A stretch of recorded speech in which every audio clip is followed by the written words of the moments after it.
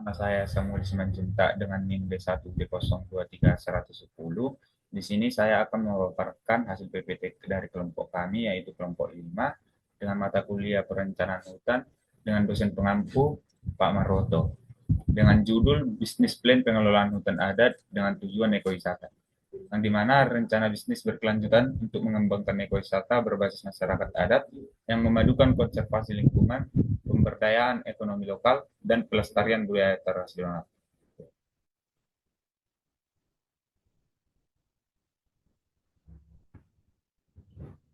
Di mana dilatar belakangi oleh peran strategis hutan.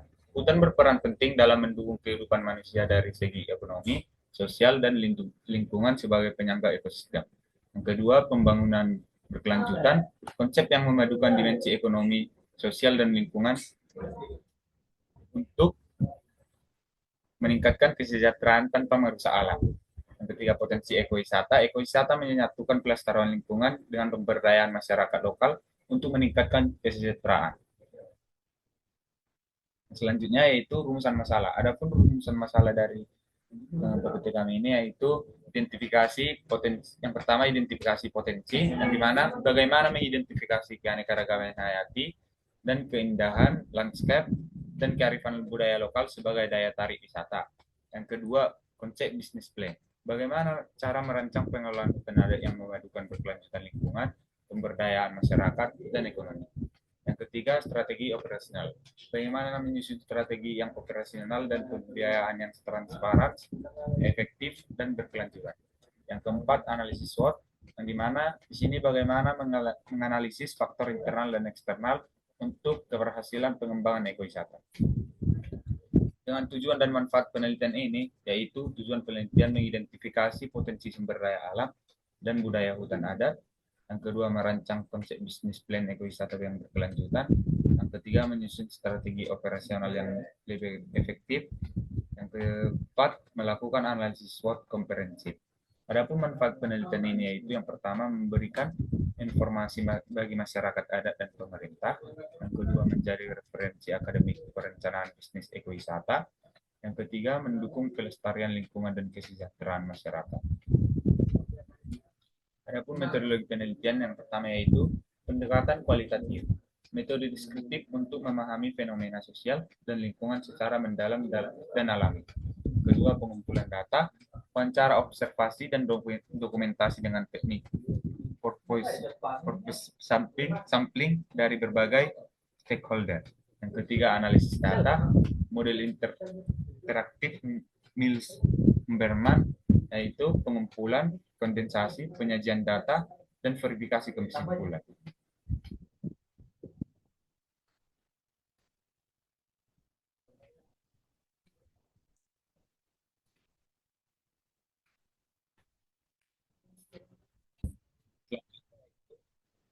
Potensi sumber daya alam dan budaya, keanekaragaman hayati, flora dan fauna endemik, ekosistem hutan yang terjaga, serta fenomena alam dengan penorona asri sebagai daya tarik utama. Kearifan budaya lokal, tradisi pengelolaan hutan adat, ritual budaya, kerajinan lokal, dan kuliner khas yang menjadi nilai tambah wisata. Nilai edukatif, pembelajaran konservasi, penelitian biodiversitas, dan transfer pengetahuan tradisional kepada pengunjung.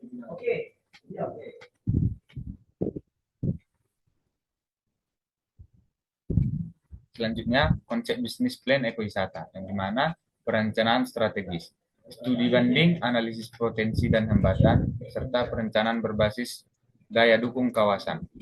Kedua, monitoring dan evaluasi, sistem MONEF rutin untuk menjaga kualitas layanan dan keberlanjutan program. Ketiga, promosi dan pemasaran, sosial dan agen perjalanan dan pemasaran berkelanjutan. Yang keempat yaitu konsultasi publik, yang dimana dialog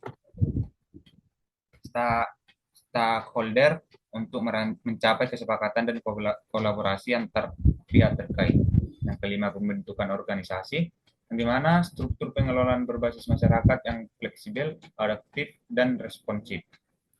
Unit usaha strategis, wisata dalam edukasi, wisata alam, edukasi, budaya adat, kuliner, dan kerajinan lokal sebagai produk unggulan.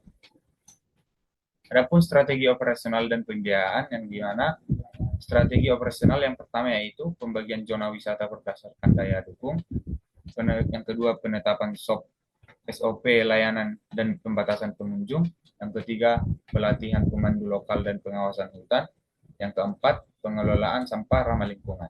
Adapun sumber pembiayaan yang pertama yaitu tiket masuk dan paket wisata, yang kedua homestay dan produk lokal, yang ketiga dana desa dan hibah pemerintah, yang keempat program CSR dan investasi swasta.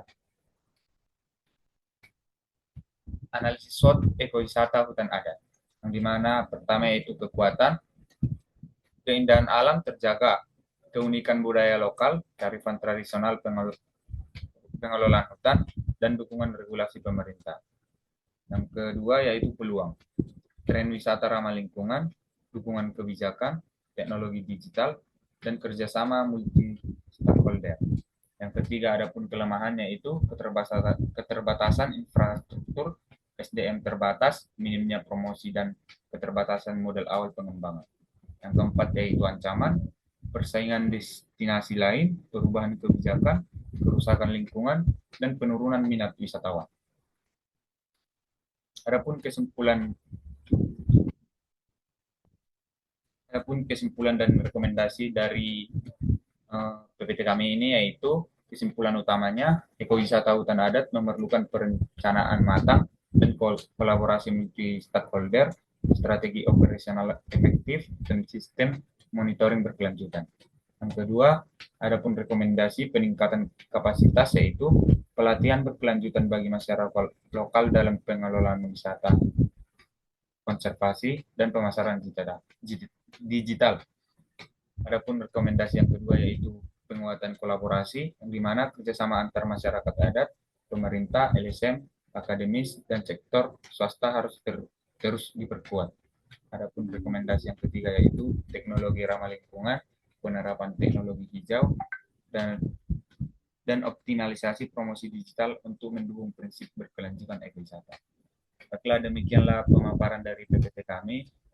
Kalau ada kesalahan kata mohon dimaafkan. Akhir kata saya ucapkan terima kasih.